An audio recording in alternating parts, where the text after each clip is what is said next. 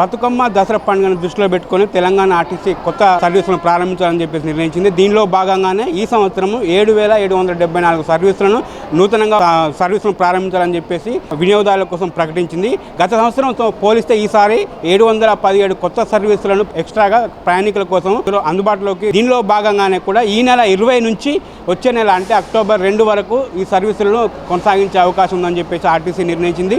దీనిలో భాగంగానే ఈ నెల 20 స్కూళ్లకు విద్యా సంస్థలకు కూడా 20 తారీఖు నుంచి దసరా సెలవులు వస్తున్న నేపథ్యంలో కూడా 20 తారీఖు రద్దీగా ఎక్కువగా ఉంటుంది కాబట్టి 20 నుంచి వాళ్ళు సర్వీస్ ప్రారంభించాలని చెప్పేసి నిర్ణయించారు.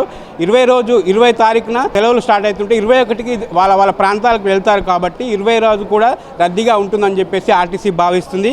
ఇక మరొక వైపు 27 నుంచి 30 వరకు అంటే 27 నుంచి కూడా కాలేజీ సంస్థలకు కూడా సెలవులు వస్తున్న నేపథ్యంలో 27 నుంచి 30 వరకు అంటే ఈ 3 రోజులు కూడా ప్రయాణికులు రద్దీ ఎక్కువ ఉంటుందని చెప్పేసి ఆర్టీసీ భావించింది. అలాగే వచ్చే నెల అంటే అక్టోబర్ 1, 5, 6వ తేదీలలో కూడా ప్రత్యేక సర్వీసులు అంటే ప్రత్యేకమైన కూడినటువంటి ఛార్జీలను నిర్ణయిస్తూ వాళ్ళకు ప్రయాణికుల సేవకులు అందించాలని చెప్పేసి నిర్ణయించింది.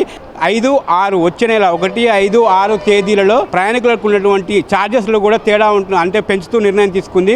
ఒక 50% వరకు ఛార్జీలు పెంచే విధంగా ఆర్టీసీ నిర్ణయించి ప్రయాణికుల సేవలు అందించాలని చెప్పి నిర్ణయించింది. ఎందుకంటే జీవో నెంబర్ 16 ప్రకారము ఆర్టీసీకి సంబంధించిన ఒక బస్సు ఒక ప్రాంతానికి వెళ్ళినప్పుడు తిరుగు ప్రయాణంలో ప్రయాణికులు లేనప్పుడు సందర్భంలో కూడా వాళ్ళకు డీజిల్ ఛార్జీలు కలిసి వచ్చే విధంగా కూడా ఛార్జీలు పెంచుకునే వెసులుబాటు ఈ జీవో 16 నిర్ణయిస్తుంది. కాబట్టి వచ్చేటప్పుడు కూడా డీజిల్కి సరిపోయిన ఛార్జీలు ఉండాలని చెప్పేసి ఛార్జీలు పెంచడం జరిగింది. ఇక మరొక వైపు 16 అంటే 20 నుంచి హాలిడేస్ వస్తున్నాయి కాబట్టి వాళ్ళకు 20 నుంచి వచ్చే నెల 22వ తారీఖు వరకు బస్సులను ప్రత్యేక సర్వీసులు నడపాలని చెప్పేసి నిర్ణయించింది. ఇక రద్దీగా ఉండే ప్రాంతాలు ఏవైతే ఉన్నాయో ఎల్బీ నగర్, కూకట్పల్లి, ఎంజీబీఎస్, సిబిఎస్ అలాగే ఉప్పల్ మొదలైన ప్రాంతాలలో కూడా రద్దీగా ఎక్కువగా ఉంటుంది కాబట్టి ఆయా ప్రాంతాల నుండి తమ ఆర్టీసీ సర్వీసులను కొనసాగిస్తామని చెప్పేసి ఆర్టీసీ పేర్కొంది.